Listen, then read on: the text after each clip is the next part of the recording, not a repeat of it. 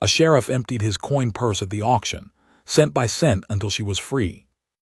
The coin purse was old, leather gone soft from years of sitting against my hip, the stitching along one side starting to pull, the brass clasp so worn it didn't catch right anymore and would fall open on its own if I wasn't careful.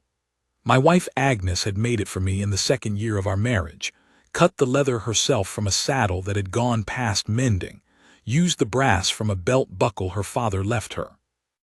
I had carried it every day for 19 years, and I was still carrying it the morning of the auction. I want you to understand that about the purse before I tell you anything else. It was September. The auction was on a Tuesday, which struck me as wrong from the start. Auctions belong to Saturdays, to market days, to times when men come into town with something to sell and something to buy, and everybody understands the nature of the trade. A Tuesday auction means somebody needed something done fast, before word could spread too far, before a decent man with a little money might hear about it and show up to complicate things. Harlan Deckett had scheduled it for Tuesday deliberately. I'd known Harlan Deckett for 11 years and I understood, by then, exactly how his mind worked. The debt was $340. That was what Myra Solon owed on her late husband's account at Deckett's Grain Supply, and I want to be clear that the number itself was not dishonest. Reuben Solon had run up that debt fair and square over 2 seasons of bad crops and worse luck, and he had died in April, leaving it behind him like a stone around the neck of everything he'd loved. The house and the 40 acres had already gone to a man named Pryor from Kansas, who had ridden out to look the property over before Reuben was in the ground a week. That left Myra with the 340, a small trunk of clothes, and no family within 400 miles. What Deckett had done, and here is where the Tuesday of it comes in, was file a writ of indenture servitude under a territorial statute that was 20 years old and had not been used in this county in my memory. The statute allowed a creditor to auction a debtor's labor for a term sufficient to satisfy the balance owed, at the prevailing rate of domestic service. Which meant Deckett could stand Myra Solon up on a platform in front of whatever men happened to show up on a Tuesday morning in September and sell her time, and her presence in some man's home, for however many years it took to work off $340 at the rate domestic servants earned. I had found out about it Monday afternoon from Doc Ainsworth, who had heard it from the clerk at the courthouse, who had filed the paperwork with what I suspected was a troubled conscience because he'd made sure Doc found out. I spent Monday night in my office reading the statute by lamplight and finding slowly that Deckett had done it correctly. Every line was there, every provision met. The statute was ugly and old, but it was law and he had used it properly. I thought about it for a long time. What I thought about mostly was not the legal question. I'd been sheriff of Caldwell County for 14 years, and I had learned that the law and the right thing are not always the same shape. Sometimes they fit over each other so precisely you can't see the seam. Other times there is a gap between them wide enough for a man like Harlan Deckett to drive a wagon through. What I thought about was Myra Solon specifically. I had known her for 6 years, since she and Reuben had come up from Texas and taken the farm south of town. She was not a woman who asked for things. She was not a woman who complained or explained herself or looked to others to manage what she could manage herself. She had a way of going still when something bothered her, not shutting down, not retreating, but going very quiet and deliberate, like she was taking careful stock of the ground before she put her foot on it. I had seen her at the feed store, at church when she came, at the small social occasions a county like ours produces. We had never spoken at length. But I knew what I knew about her from watching how she conducted herself. And what I knew was that she was a woman of more quality than most of this county would ever recognize. She was 34 years old, and she was about to be auctioned off to whoever showed up on a Tuesday morning.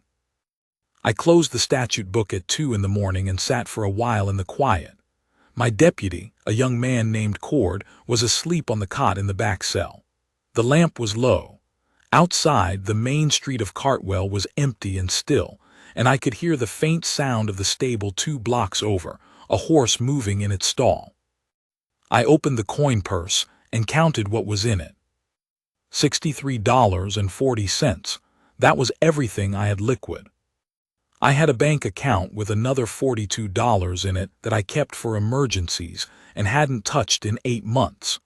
A total of $105.40 against a debt of $340. I sat with that for a while too. Then I went and knocked on the door of Bill Travers, who ran the dry goods store and was the closest thing I had to a friend in this town, and I woke him up and told him what was happening in the morning and asked if he would lend me money. Bill was a good man. He didn't ask many questions. He gave me $60 and told me to pay him back when I could. I knocked on 2 more doors that night. I want to tell you about those conversations, but I won't, because they don't belong to me to tell.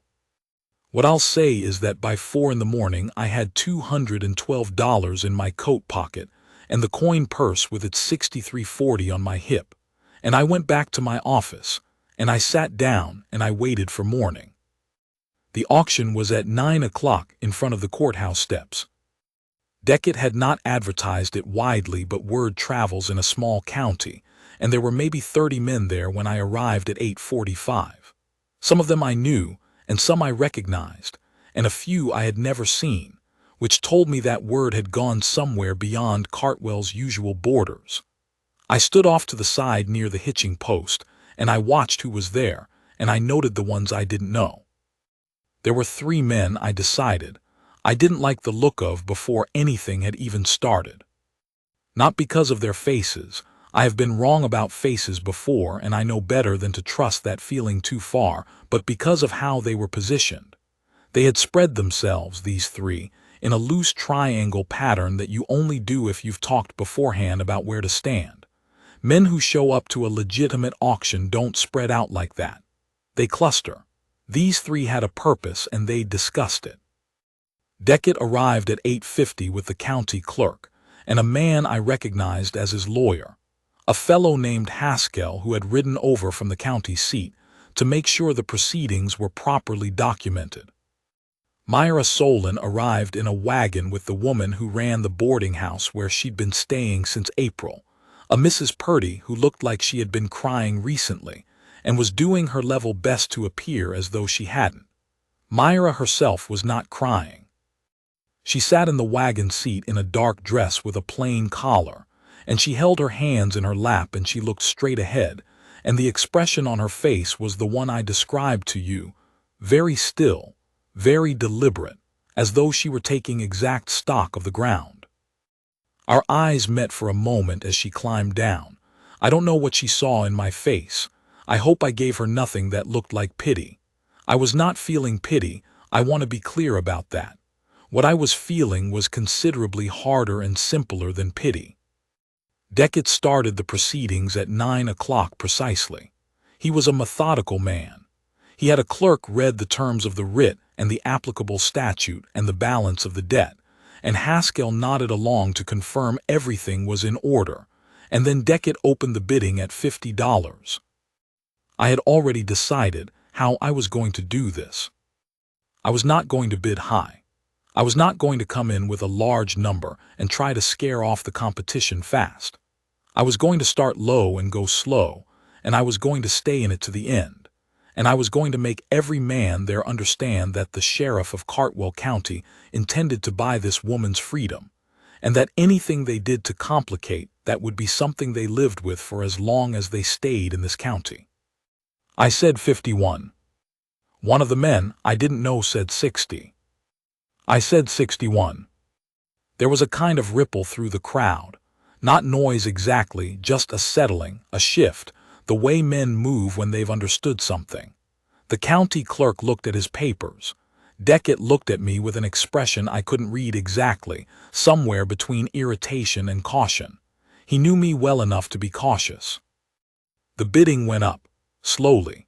I kept my increments small, $1, $2, sometimes just 50 cents when I felt like the pace of the thing needed to change. I wanted the men bidding against me to feel every step. I wanted them to count what they were spending. I wanted them to know I was in no hurry and had no ceiling they were going to find. There is a thing that happens in an auction when the crowd understands that one bidder isn't going to quit. You can feel it, not like a sound, more like a temperature change, something shifting in the air. I felt it around the $120 mark. One of the men I hadn't recognized dropped out. Another followed shortly after. The three who'd been standing in their spread-out triangle stayed in longer, and I spent a good 15 minutes going back and forth with the one who appeared to be their spokesman, a heavy-set man in a canvas coat who had a way of announcing his bids like he was delivering a verdict. He went up in $5 jumps. I went up in $1 jumps. I let him feel that he could outpace me if he wanted to, but that he was going to have to go a long way to do it. At $200, he looked at his friends and had a brief, quiet conversation that I couldn't hear. Then he dropped out. Deckett opened it back to the room. A man near the back, someone I recognized as a rancher from the north end of the county, a man named Teague who I'd never had trouble with but who had a look about him that morning that I didn't care for, said 220. I said 221. This went on. I want you to understand what the money felt like. Not in a dramatic sense. I'm not trying to tell you it was some great sacrifice, some noble suffering. I've known men who performed sacrifice the way some men perform everything else, loud and self-regarding, wanting the audience to see how much it costs them. That's not what I'm describing. What I'm describing is the physical fact of the count. $242, 260, 273. With every number I was calculating what was left, what I had in my coat, what was in the purse on my hip, how close I was to the edge of it. At 290, Teague dropped out. There was a pause. Deckett looked around the crowd. He asked if there were any further bids. The heavy-set man in the canvas coat, the one who dropped out at 200, said 300. He had been waiting. That was the plan, the reason for the triangle of men. One of them had stayed visible in the bidding, keeping me engaged, keeping the price moving, and when I thought that group was done, the real number came from a different direction. I had $275.40 left. I said 301. The man in the canvas coat studied me for a moment. Then he said 320. I said 321. He said 340. That was the full amount of the debt. If he was willing to pay the full debt without profit, if the point wasn't the money but the having of her, then he was going to go past the number I had. He was going to go until I ran out. I reached into my coat pocket and I took out the money I'd borrowed and I counted it in my hand where the crowd could see me doing it. Then I reached down and I opened the coin purse, the one Agnes had made from the saddle leather and the belt buckle brass, and I took out everything that was in it and I counted that too. $275.40. That was what I had. I said 341. There was a silence. The man in the canvas coat looked at his friends again. Something passed between them that I couldn't read. Then he looked at me, and what I saw in his face was not defeat exactly. It was the recalculation of a man who has decided that a particular thing is no longer worth what he'd been willing to pay for it. Maybe it was the sight of the coin purse. Maybe it was the sheriff emptying it in public, cent by cent, in front of 30 witnesses. Maybe it was the understanding that I knew who he was and where he was from and that I was not going to forget, and that Cartwell County had a long memory in that badge. He was quiet for a moment, then he shook his head. Deckett looked around the room one more time and announced that the bid stood at $341 and asked for any further bids, and there weren't any, and he brought down his hand, and it was done. I walked up to the clerk's table and I put the money down and I paid what I owed, and Haskell made notes in his ledger, and the clerk stamped the paperwork, and the writ of indenture was satisfied, and the crowd began to disperse. Mrs. Purdy was weeping openly by the wagon. Myra Solon stood beside her and put a hand on her shoulder and said something quiet to her, and then she walked over to where I was standing. She stopped about 3 feet from me. She looked at me straight. She had dark eyes, the kind that don't show you much until they decide to, and at that moment they were showing me something I'm not sure I know how to name. She said, "Sheriff." I said, "Mrs. Solon." She said, "You didn't have to do that." I said, "No." She was quiet for a moment. Then she said, "What do you expect in return?" I want to tell you that question didn't sting, but it did. I understood why she asked it. She was a woman who had just watched herself be auctioned off in a public square and had been purchased by a man. And the question of what a man expects in return for a thing like that is not an unreasonable one for a woman in her position to ask. It stung because it was the right question, and because I knew the answer I gave her was going to determine everything. I said, "Nothing. You're free, Mrs. Solon. Where you go from here is your own business." She looked at me for a long time. I held her gaze because it seemed important that I hold it, that I not look away or soften or add anything to what I'd said. Then she nodded once slowly and she said, "All right." She turned and went back to Mrs. Purdy and the wagon, and they drove away. And I stood there in front of the courthouse steps in the September morning with an empty coin purse and $212 worth of debt to 3 different men, and the feeling that I had done the thing that needed doing, and that was sufficient for the moment. The next 3 weeks were ordinary ones, or as ordinary as a county sheriff's weeks ever are. A fence dispute on the Hartley property. 2 drunk cowboys from a passing drive who'd broken up a saloon and needed to sleep it off and pay for what they'd broken. A horse gone missing that turned out not to be missing, but to have wandered into a neighbor's pasture. I did my work. I didn't see Myra Solon. I thought about her. I won't pretend I didn't. But I thought about her the way I thought about the fence dispute and the drunk cowboys, as a matter that had been handled and was now concluded. That's not entirely honest. The way I thought about her was its own thing, different from the fence dispute, and I knew it was different, but I didn't pursue what that difference meant because I didn't think it would lead anywhere useful.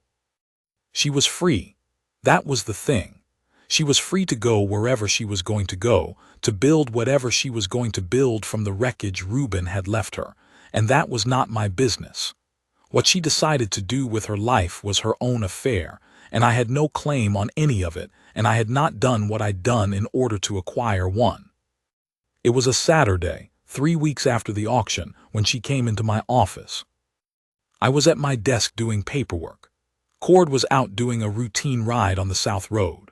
The door opened and she came in, and she was carrying a basket covered with a cloth, and she set it down on the corner of my desk, and she pulled the cloth back, and there was a meal in there, a proper one.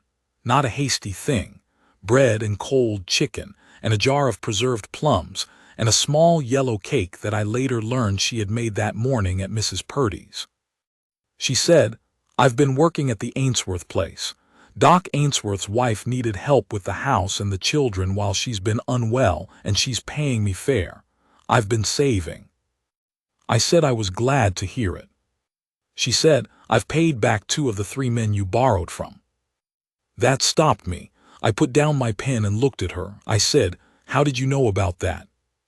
She said, "Bill Travers told me." I said, "Travers talks too much." She almost smiled. Just the edge of it, a small thing quick. She said, "He told me because I asked him. I asked because I intend to pay back every dollar you spent, and I needed to know where it came from." I said, "You don't owe me anything." She said, "I know I don't. That's not the same as not owing the debt." We looked at each other across the desk for a moment. I said, "You don't have to do this." She said, "I know. You said something like that to me once before, and you were right then too." She sat down in the chair across from my desk, not waiting to be asked, just sitting, because she had decided to, and she folded her hands in her lap the way I had seen her fold them at the auction, and she looked at me and said, "Tell me what the rest of it comes to." So I told her, It was $93.40 remaining between the coin purse balance and what I still owed the third man. She nodded and took a small notebook from her pocket and wrote it down. She said, 6 months, maybe 7. The Ainsworths pay me $4 a week and I won't need all of it for my own keeping. I said, Mrs. Solon, you really don't. She said, Myra. I stopped. She said, my name is Myra. If you're going to argue with me, you might as well know what to call me. I sat back in my chair. I said, all right, Myra. She said, you did a thing in public that said something about the kind of man you are. I was watching. The whole town was watching. What you did, how you did it, slow and steady and right out where God and everybody could see, said something. I'm not going to pretend I didn't notice. I didn't say anything. She said, I'm not here to repay a debt I owe you. I'm here because I want to be. There's a difference, and I want you to understand it. The September light was coming through the window at an angle, and it caught the side of her face, and I noticed for the first time, or maybe noticed in a different way than I had before, that she had a few gray strands in her dark hair at the temple, and that her hands, still folded in her lap, were the hands of a woman who had worked hard for a long time. I said, I understand the difference. She said, good, and she stood up and nodded at the basket. Eat that before it gets cold, or cold enough to matter. She picked up her coat from the back of the chair and she left, and the door closed behind her with a particular sound, not a slam, not a soft thing, just the sound of a door shut by a woman who knew her own mind. I sat there for a while, then I ate. She came back the following Saturday, and the one after that. It was not a formal arrangement. She didn't ask if she could come and I didn't invite her. She simply came, and I was there, and we talked. Sometimes it was only for half an hour while I finished what I was working on. Sometimes it stretched into the late afternoon until the light shifted and one of us had somewhere else to be. She would bring food sometimes and sometimes not, and I learned not to make much of it when she did. We talked about the county mostly. She had come to know it differently than I had from the inside of houses, the domestic texture of a place, who was struggling and who was managing, and who was putting on a face they hadn't earned. She was observant in a way that was useful to me. There is a kind of intelligence that comes from watching carefully over a long time without needing to be seen watching, and Myra Solon had that intelligence in abundance. She told me, one afternoon in late September, about a woman on the east side of town, a Mrs. Hale, whose husband had been drinking since July and had started taking it out on the furniture, and she suspected, on more than the furniture. She said it quietly, without embellishment, not asking me to do anything but to know about it. I looked into it the following week. Nothing I could act on legally, not yet, but I started making a point of riding that way on my rounds more than I had before, and when Hale noticed that the sheriff was keeping a visible habit of passing his property, the situation at the Hale place began to improve. Myra didn't mention it again. She didn't need to. I told her things I don't usually tell people. Not about the job, particularly. She didn't press me about the job. But about the county before she'd arrived, how it had been 15 years ago, what had changed and what hadn't. About Agnes. Not all at once. I'm not built to do things all at once, but gradually, in the way that happens when you're with someone who doesn't push and doesn't need you to explain yourself faster than you're able. Agnes had been gone 7 years by then. 7 years is long enough that the grief has changed its shape. It's not sharp the way it was in the first years, not the kind of thing that ambushes you. It becomes more like a permanent low weather, something you live around rather than through. I had not talked about Agnes with anyone who mattered in some time. I found, to my mild surprise, that talking about her with Myra didn't make the weather worse. Myra listened the way she did everything, carefully, without interruption, without offering me comfort I hadn't asked for. She asked once what Agnes had been like as a person, not as a wife or a loss, but as a person, and I appreciated the precision of the question enough that I answered it honestly and at length. Myra said, She sounds like someone who knew her own mind." I said she did. Myra nodded and didn't add anything, and the afternoon continued, and that was that. She told me about Texas, about her family, who were gone now, and about Reuben in the early years when he'd been something different than what he became. She told those things plainly, without bitterness, but without softening them either. She had the measure of her own history, and she wasn't asking me to revise it. Reuben had been a man with large ambitions and a smaller capacity for the hard work those ambitions required, and the gap between the two had widened over the years in Texas until they'd pulled up and come north, hoping the new ground would close the distance. It hadn't.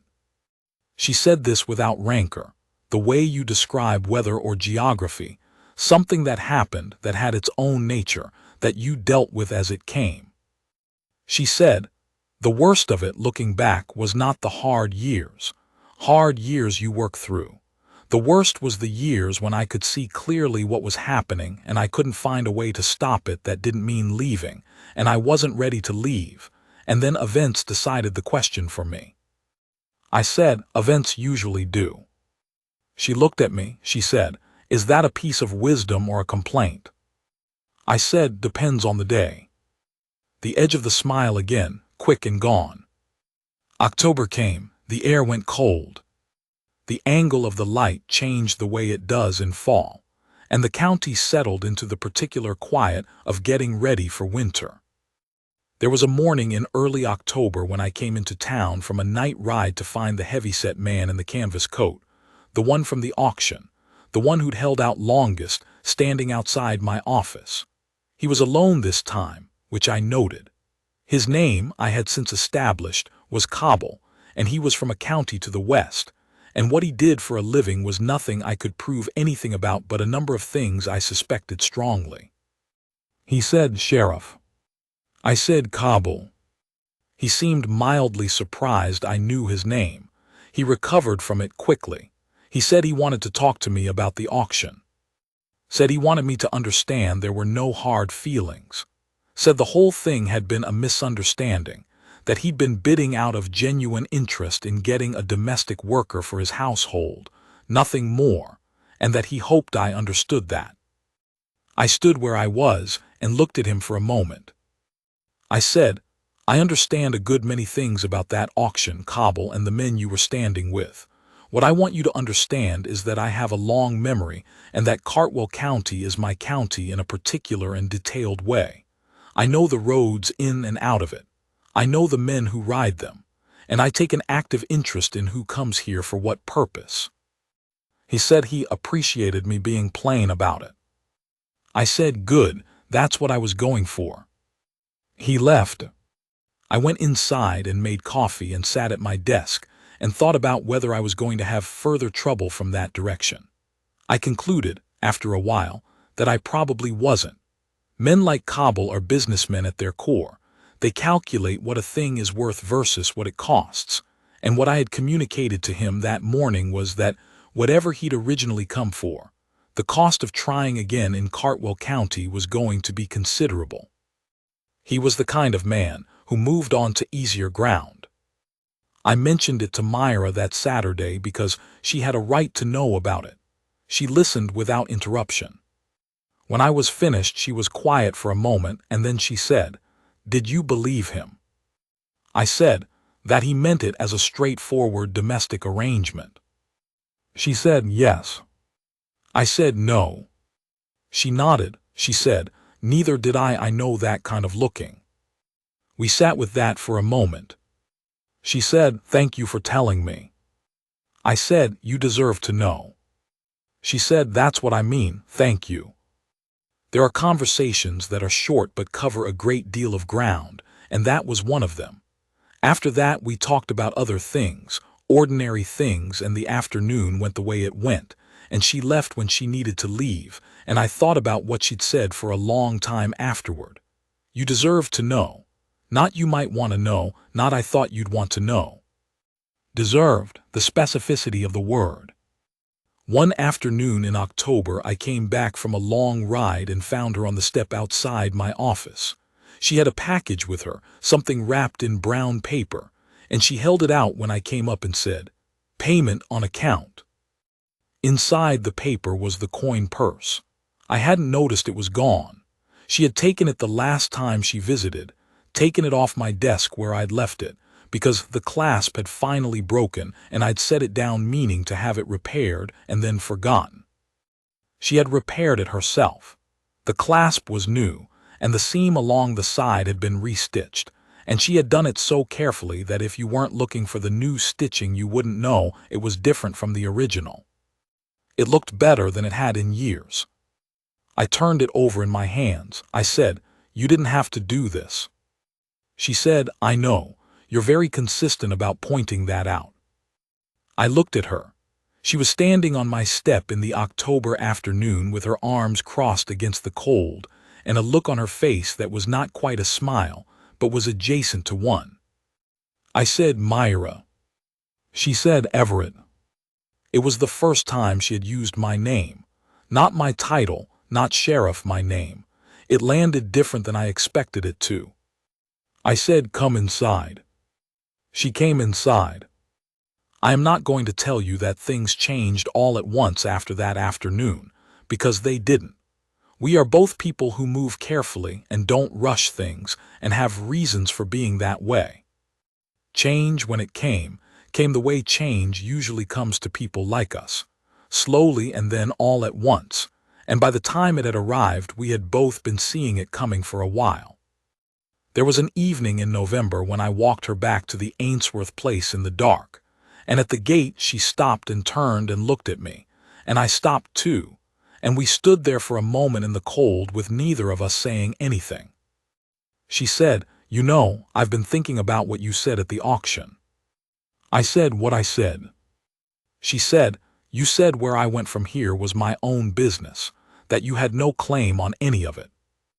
I said, "That's true." She said, "I know it is. I've been thinking about it, because it's been a long time since someone said something like that to me and meant it." I didn't say anything. She said, "Reuben wasn't a bad man. I want you to know that because I don't want to be unfair to him. But he needed things, and when a man needs things, the need can get to be bigger than he is. And eventually, the woman near him finds herself organized around the need instead of beside the man. You understand what I mean?" I said I did. She said, "You don't need things the same way." I said, "I need plenty of things." She said, "Not the same way." The cold was significant by that point, and neither of us moved. Then she put out her hand and took hold of my arm just above the elbow, and she held it for a moment, and she looked at me, and the dark eyes showed me what they had been keeping back, and what they were showing me was not soft. It was something much older and more decided than soft. She said, "Come for supper on Sunday." I said, "All right." She let go of my arm and went through the gate, and I heard the door of the Ainsworth house open and close, and I stood there in the November dark with her hand still on my arm in the memory of it, and I thought, well, all right. Sunday was the beginning of a different order of things. Not dramatic, not sudden. We are not those kinds of people, and the life we were building was not that kind of life. Sunday supper at the Ainsworth place. Me and Myra and the Ainsworth children, who regarded me with the suspicious assessment that children apply to new things, and gradually concluded I was acceptable. Doc Ainsworth himself, who had known me for many years, and who raised an eyebrow at me one evening in a way that said a great many things without saying any of them. Myra finished paying the debt in February. She came to my office on a Thursday afternoon and put the last of it on my desk, $9.60, and said, "That's the full amount, with interest if you figure it at the going rate, which you'll find I have." I looked at the money. I said, "You figured interest." She said, "I figured interest." I pushed it back across the desk. I said, "I don't want the interest." She pushed it back toward me. She said, "I know you don't." We looked at each other. She said, "Everett, take the money." I took the money. She said, "I want to tell you something." I said I was listening. She said, when you stood up at that auction and started bidding, I didn't know what you were doing. I thought maybe you were doing it because you're the law and it was the lawful thing to do. I thought maybe you'd want something from me afterward and you were going about it a particular way. I thought a lot of things. I said, I know. She said, I understand now that you did it because it was the right thing and because you thought I was worth doing the right thing for. And I know that might seem like a simple thing to some people, but I want you to know it doesn't seem simple to me. I said, no. She said, you emptied that purse in front of half the county. You borrowed money from 3 men you'd rather not owe and you didn't tell anyone about it. You spent everything you had and you didn't ask for anything in return and you haven't, not once, in all the months since. I said, Myra. She said, I'm not finished. I stopped. She said, there are men who do good things and want to be seen doing them, and there are men who do good things because the thing needed doing and they were there. I have been around long enough to know the difference. I know which kind you are. The February light was flat and pale through the window. Outside I could hear the street, someone calling to someone, a horse going past. She said, I'm telling you this because I want you to know that I see it, what you did, what you are. I see it clearly and I'm telling you directly because I think you're the kind of man who needs to hear a thing said plainly and not dressed up. I did not trust myself to speak for a moment. I looked at the money on my desk and I looked at the coin purse next to it, the one she had repaired, the one I hadn't stopped carrying. I said, all right. She said, all right. I said, you're right that I need things said plainly. She almost smiled, the edge of it again the quick thing. I said, I'd like to come for supper on Sunday. She said, I know. You come every Sunday. I said, I mean I'd like to keep coming, past the debt being settled, past the arrangement with the Ainsworths when that ends. I'd like to keep coming because I want to come, not because there's a reason. She was quiet for a moment.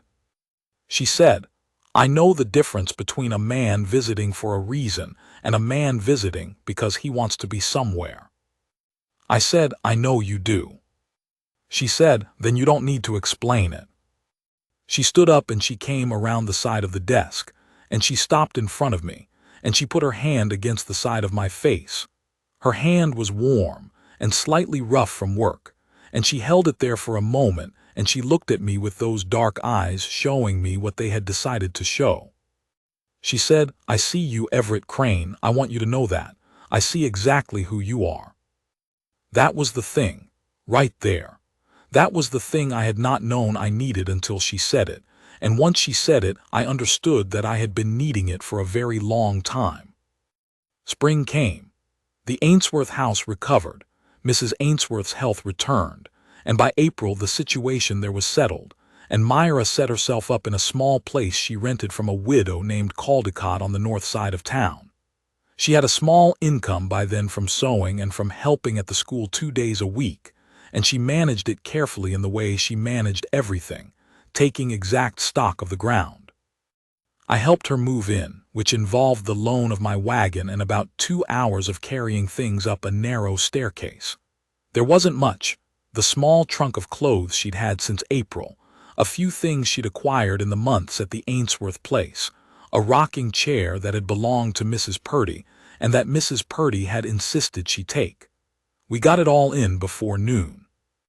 Afterward she made coffee on the small stove in the corner and we stood in the narrow kitchen and drank it. And the room smelled like fresh-cut wood from the new shelving someone had put up recently, and the window looked out over the backyard of the Caldecott property, where a single apple tree had just started to flower. She said, it's enough. I said, it is. She said, people always want more than they need. I've noticed that. Reuben always wanted more. She looked around the small kitchen. This is enough, and I know it's enough. That's better than having a great deal and not knowing whether you have enough. I thought about that for a while. I thought about it on the ride back to my office, and in the evening at my desk, and now, and then afterward. It struck me as one of the more honest things a person could say about how to live. We kept our Sundays. I kept coming to supper, and she kept making it, and the arrangement became what arrangements become when two people are honest with each other about what they want. There is a particular quality to being with a woman who has chosen you freely and knows exactly what she's done. Not a woman who settled. Not a woman who was grateful. A woman who looked at you clear-eyed, understood what you were and what you weren't, and decided that you were what she wanted. There is nothing like it. If you have had that, you know what I mean. If you haven't, I'm not sure I can explain it in a way that captures what it actually is, the way it sits in you, the way it changes the quality of a day, any ordinary day, just knowing that a woman like that is somewhere in it. She did not need me to be more than I was. She did not need me to be younger or richer or softer or different in any particular way. She needed me to be what I was and to keep being it, and I found that I could do that it was, in fact, the easiest thing I had done in years, being exactly what I was with someone who wanted that. There was an evening in June when we rode out together to look at a piece of land on the South Road, not with any particular intention, just looking, the way people sometimes do when they're thinking in a direction they haven't fully spoken aloud. The property had been empty for 2 years, a modest spread with a sound house and some good grass and a creek that ran reliable. We rode around the perimeter of it in the long summer evening light, and she looked at it with that careful, stock-taking look she had, and I watched her looking. She said the house would need work. I said some. She said the grass is good, whoever left it kept the fences. I said they did. We rode for a while in silence. She said, "Are you thinking about this for a particular reason, Everett?" I said, "I might be thinking about it for a few reasons." She was quiet for another stretch of fence line. Then she said, "I'm not in a hurry, but I'm not opposed to the direction of it either." That was enough. For both of us, that was exactly enough. By summer, I had paid off what I owed Bill Travers and the other 2 men. Travers said it wasn't necessary. I said it was. We were alike on some things, Travers and I. There was a thing that happened in August that I want to tell you about because it was a piece of the year that I remember with a particular clarity. A man had come through from the east, a traveling merchant of some kind, and he had heard the story of the auction, the way stories travel in small counties, changed in the telling until what remains is the shape rather than the specifics. And he came into my office on a hot afternoon wanting to know if the story was true. He had an open, curious manner that I didn't dislike, but the nature of the question put me on my guard, and I didn't answer it directly. He said, "I only ask because the version I heard was that the sheriff of Caldwell County emptied his own pockets, everything he had, to buy a woman's freedom at a debt auction, and I thought that was either entirely false or worth knowing was true." I said, "What difference does it make to you?" He thought about it. He said, "I've been up and down this territory for 11 years. I see a lot of towns and a lot of what passes for law in them. A story like that, if it's true, tells you something about a place." I said, "What does it tell you?" He said, "That the man wearing the badge is the kind of man who does a thing because it's right, even when doing it costs him. That's rarer than it ought to be." I didn't respond to that directly. He left shortly after, but I thought about what he'd said for the rest of the day, and when I saw Myra that Sunday, I told her about the conversation, because she was the person I told things to now, and because the conversation had touched on something that she had already named better than the traveling merchant had. She listened, and then she said, "Is it strange having people know about it?" I said, "A little. It wasn't done to be known about." She said, "I know," she paused, "but the knowing about it is not the same as the doing of it. The story people tell is about the act. What I know is about the man." I looked at her. She said, "Those are different things." I said, "Yes." She said, "I know the second one. I thought you might want to know that I do. August light, the small house on Caldecott's property, the smell of whatever she'd been cooking before I arrived, her hands on the edge of the table. I know the second one. I thought you might want to know that I do. I have carried those words the way I carried the coin purse, daily, without drama, understanding their weight. We married in September, 14 months after the auction, which strikes me now as the right amount of time for two careful people to arrive at a thing they were always going to arrive at. The ceremony was small. Myra didn't want a large occasion, and neither did I. Doc Ainsworth stood up with me. Mrs. Purdy was there, still inclined to weep on significant occasions, and a few others from town who had become familiar over the year. The Ainsworth children came and stood in a row, and regarded the proceedings with the seriousness that children bring to adult ceremonies they don't fully understand but recognize as important. Myra wore a green dress I had not seen before, and she had her dark hair up in a way that showed the gray at her temples, and she stood beside me in front of the Reverend, and she looked at me the way she always looked at me when she had something to say that she wanted me to understand clearly, and what she said was, "I do." 2 words, the clearest I'd ever heard. We've been married 9 years now. I don't know that there's a great deal more to tell you. The large events of the marriage are the private business of 2 people, and I'll keep them that way. What I can tell you is that she was right about what she said in February, that first year, that there is a man who does the right thing for the credit of it, and a man who does it because it needed doing. I have tried all my life to be the second kind. I don't always manage it. She tells me plainly when I don't, which is one of the things I love most about her. There was a deputy I had in the 3rd year of our marriage, not Cord, who had moved on by then, but a younger man named Fulton, who asked me once how I knew when a thing was worth doing regardless of the cost. We were riding back from a long day, and the question came out of a specific situation we dealt with that week that had been costly in a small way, and he was trying to work out the accounting of it. He was young enough that he still believed there was a reliable formula. I thought about it for a while. I said, "You generally know. The question answers itself if you ask it honestly." He said, "What if you're wrong about the honest answer?" I said, "Then you're wrong. But being wrong honestly is different from being wrong because you couldn't look at the thing clearly." He thought about that. He said, "That doesn't entirely help."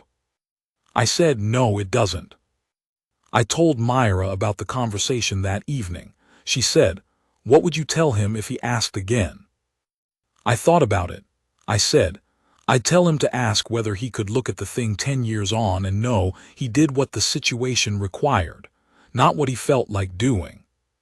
What it required." She said, "That's better." I said, "I should have thought of it in the moment." She said, "You're always better at it when you talk it through with me." There was no smugness in how she said it. It was just a plain observation, accurate and delivered as such. I could not argue with it. It was true. I have thought now and then about the morning I stood in front of the courthouse and counted out the coin purse. I was not performing nobility. I was not making a grand gesture. I was doing what seemed obviously necessary to me, and I was doing it in the only way I knew how, steadily, openly, without drama, at whatever cost it came to. She saw that. She named it. She stood in my office in February and she looked at me and she said, "I see exactly who you are." I have been a sheriff for 23 years and I have done many things in that time that I believe were right and some that I'm less certain of. And the auction on that Tuesday morning in September is not the thing I'm most proud of in my career. What I'm proud of, if I'm allowed to say it, is not the act itself, but the fact that she saw it clearly for what it was, and that I was the kind of man who could be seen clearly and not lose anything in the seeing. There is something particular about being known by someone who is worth being known by. I mean that exactly, not being liked, not being approved of, not being needed. Being known. Having a person look at the full scope of you, the things you do well and the ways you fall short, the history behind you and the shape of how you carry it, and saying, "Yes, that's the man I'm choosing. Not the idea of a man, not the man you might become or the man you used to be, but this one, here, in the light as it actually is. She gave me that. In the office in February, in the November dark at the gate, in the 8 years we've had since then. She looks at me and she sees me, and she has never once pretended to see something other than what's there. That is not a small thing. I have known men who went their whole lives without having it, who were loved but not known, and I think the absence of it makes a certain kind of loneliness that you can't quite name because there's no one to tell it to who would understand. The coin purse is on the dresser in our bedroom. I stopped carrying it when she repaired it. It felt wrong to carry it after that, to keep wearing it down. I keep it there where I can see it. The stitching on the side is 2 colors now, the original thread and the thread she used when she fixed it. And if you look close, you can see exactly where her work begins and where Agnes's ends, and the join is clean and strong and holds the whole thing together. We don't talk about the auction much. Once in a while, at the end of a long day, she'll sit down beside me on the porch in the evening light, and she'll put her hand through my arm and hold it there without saying anything, and I know what that is. It's the same thing I know when I look at the coin purse on the dresser. It's the particular weight of a choice made freely, by a woman who didn't have to make it, and made it anyway. That's the whole story, that's all there is.